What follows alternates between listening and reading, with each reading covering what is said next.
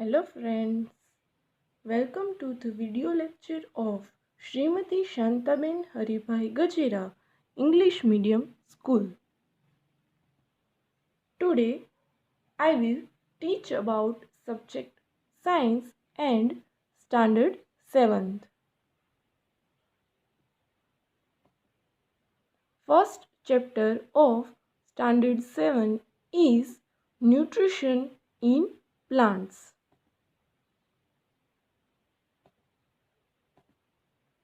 So, first of all, we will get idea about what is nutrients. Nutrients मतलब food components which are necessary for our body is called nutritions. मतलब खाने के वो तत्व जो हमारी बॉडी के लिए ज़रूरी है उसे हम nutrients कह सकते हैं. All living organisms require food and they get nutrients from the food. जो लिविंग ऑर्गेनिजम्स है, जो जिंदा जीव है, उनको खाने में न्यूट्रिशंस है वो मिलने चाहिए.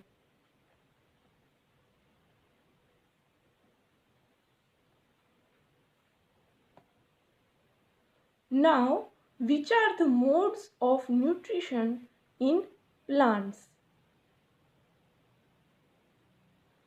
So, first of all, we will get idea about what is nutrition. A process of taking food by organisms and its utilization in the body is called nutrition.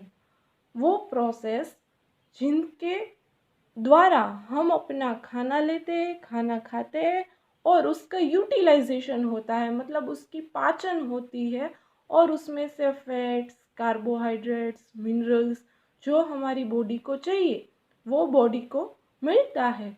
वो जो पूरी प्रोसेस है उसे न्यूट्रिशन कहते हैं. Plants are the only organisms that can prepare food for themselves by using water, carbon dioxide and minerals. Plants पूरे विश्व में एक ऐसा ऑर्गेनिज्म, एक प्लांट ही ऐसा है जो अपना फूड खुद प्रिपेयर करता है. और किसकी मदद से करता है? प्लांट अपना फूड वाटर मतलब पानी, carbon dioxide gas and minerals की हेल्प से वो अपना फूड प्रिपेयर करता है. There are two types of mode of nutrition.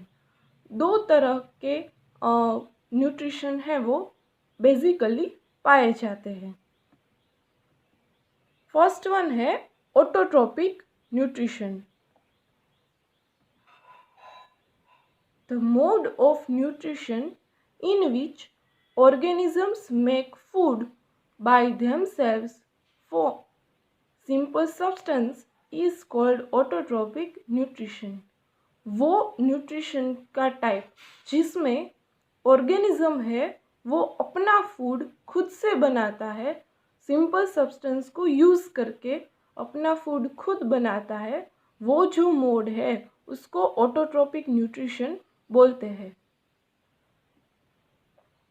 यहाँ पे देखा जाए तो ऑटोट्रोपिक का फुल फॉर्म अगर हम यूटिलाइज करना चाहे तो ऑटो यानी सेल्फ, ऑटो यानी खुद से, एंड ट्रॉप्स मतलब नरिशमेंट.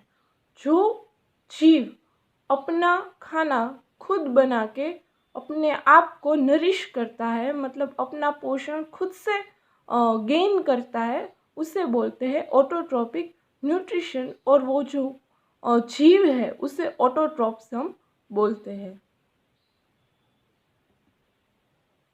तो प्लांट्स आर ऑटोट्रॉप्स मतलब प्लांट है वो अपना फूड खुद से प्रिपेयर करता है. So we can give example of autotrophs of plant. Second mode of nutrition है heterotrophic nutrition.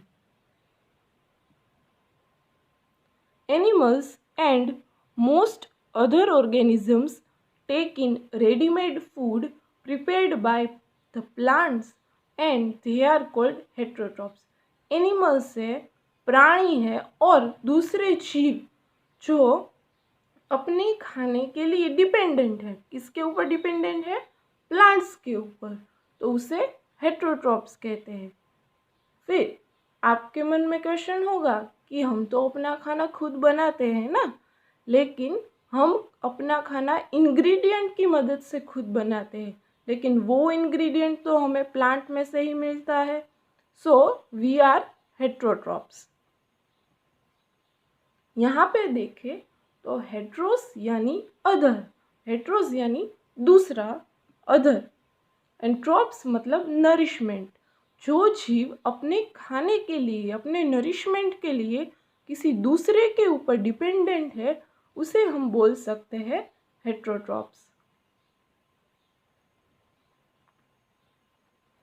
Now we will learn about photosynthesis process, but उससे पहले जो सेल है, जो एनिमल्स में भी पाए जाते हैं और प्लांट्स में भी पाए जाते हैं, उसका छोटा सा इंट्रोडक्शन ज़रूरी है, तो we will get them. Cell यानी कि the bodies of living organisms are made of tiny units called cell. जो लिविंग ऑर्गेनिजम्स है, सभी लिविंग ऑर्गेनिजम्स, उसकी जो बॉडी है, उसका जो शरीर है, वो छोटे छोटे यूनिट से मिलकर बना हुआ है। उस छोटे छोटे यूनिट को हम बोल सकते हैं वो सेल है। अगर मैं आपको कोई एग्जाम्पल दूँ तो जैसे कि हमारा पूरा घर एक शरीर है, और घर बनाने के लिए हम यूज़ करते हैं ब्रिक्स का। ब्रिक्स मतलब ईंट। तो वो जो ईंट का हम यूज़ करते हैं और पूरा घर बनाते हैं, तो वो ईंट को हम सेल बोल सकते हैं कि पूरा घर बनाने के लिए सबसे छोटे से छोटा जो यूनिट ईंट का यूज़ हुआ है, तो ईंट ये घर के लिए सेल है। वैसे ही जो लिविंग ऑर्गेनिजम्स है, उनकी जो बॉडी बनी है, उनमें छोटे से छोटा यूनिट जो यूज़ हुआ है, उसे हम सेल बोलेंगे। Cells can be seen only under the microscope. Cell है, उनको हम नेकेड आई से, नेकेड आई मतलब खुली आँख से देख नहीं सकते, उसको देखने के लिए माइक्रोस्कोप का यूज़ करना पड़ता है। Some organisms are made of only one cell. कुछ ऐसे जीव होते हैं जो सिर्फ एक ही सेल से बने हुए होते हैं। उन्हें अगर हमें कोई भी जीव को सेल के बेसिस पे हमको क्लासीफाई करना है, तो हम ऐसा बोल सकते हैं कि जो जीव ओनली एक ही सेल से बना हुआ है, तो हम उसे यूनिसेल्युलर ऑर्गेनिज्म बोल सकते हैं। For example amoeba, paramecium, they are unicellular organisms. और दूसरा हम बोल सकते हैं कि जो जीव एक से ज़्यादा सेल से बना हुआ होता है, उसे हम बोल सकते हैं मल्टी सेल्यूलर ऑर्गेनिज्म। उसके एग्जाम्पल देखें तो प्लांट है, एनिमल्स है, ह्यूमंस है, they are multicellular organism, मतलब उसके निर्माण में एक से ज़्यादा सेल पाए जाते हैं। The cell is enclosed by a thin outer boundary called the cell membrane. जो सेल है उसकी आजू बाजू एक छोटी सी, थीन मतलब पतली सी बाउंड्री जैसा, बाउंड्री मतलब सरहद जैसा पाया जाता है, उसे बोलते हैं सेल मेम्ब्रेन। यहाँ पे फिगर में आप देख सकते हैं। Most cells have a distinct centrally located spherical structure called nucleus. सभी ज़्यादातर जो सेल्स होते हैं उसमें सेंट्रली मतलब बीच में एक गोल सा स्ट्रक्चर पाया जाता है उसे बोल सकते हैं हम न्यूक्लियस। सेल में जितनी भी प्रोसेस होती है वो लीड करने का काम, सेल को कुछ भी ऑर्डर देने का काम है वो ये न्यूक्लियस करता है। घर में जैसे पापा होते हैं वो सबको संभाल के रखते हैं, वैसे ही ये न्यूक्लियस है वो पूरे सेल का सब काम है वो देखता है और ऑब्जर्व करता है। The nucleus is surrounded by a jelly like substance called cytoplasm. और ये जो न्यूक्लियस है उसके अराउंड में एक जेली लाइक सब्सटेंस, जेली जो हम खाने में यूज़ करते हैं और थोड़ी सी गाढ़ी होती है, जेली लाइक सब्सटेंस हमें देखने को मिलता है और उसे साइटोप्लाज्म कहते हैं। सेल के अंदर छोटे छोटे बहुत सारे ऑर्गेनल्स पाए जाते हैं, लाइक लाइसोसोम, रिबोसोम्स, एंडोप्लाज्मिक रेटिक्यूलम। लेकिन ये कंसेप्ट बहुत डीप में है और हायर लेवल पे है, सो अभी आपके लिए वो ज़रूरी नहीं है, आपको सिर्फ सेल का ये स्ट्रक्चर याद रखना है।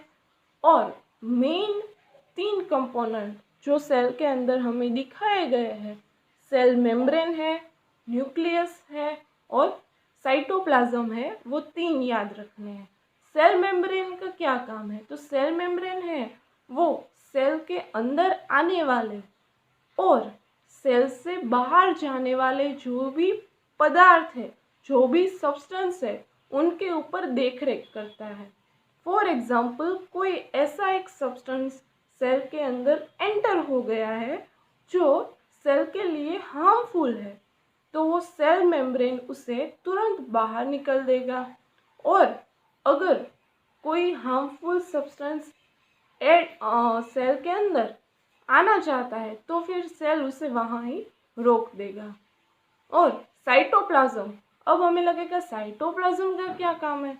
तो साइटोप्लाज्म है उसके अंदर जो छोटे छोटे ऑर्गेनल्स यहाँ पे दिख रहे हैं, एंडोप्लाज्मिक रेटिक्यूलम जो ग्रीन कलर से दिखाया हुआ है, और जो छोटे ऑर्गेनल्स है, रिबोसोम्स है, लाइसोसोम्स है, उनको रहने के लिए मीडियम प्रोवाइड करता है। यहाँ आज हमने इंट्रोडक्शन ऑफ सेल तक देखा। नाउ अगले लेक्चर में यही कंटिन्यू रहेगा, उसमें हम देखेंगे फोटोसिंथेसिस प्रोसेस। फोटोसिंथेसिस प्रोसेस यानी वो प्रोसेस जिसमें प्लांट है वो कार्बन डाइऑक्साइड, वाटर और मिनरल्स का यूज़ करके अपना फूड खुद से बनाता है। वो जो पूरी प्रोसेस है वो है फोटोसिंथेसिस प्रोसेस। एंड दूसरे जो एनिमल्स है, how they are dependent on plants for their food, we will see in the next lecture. Thank you.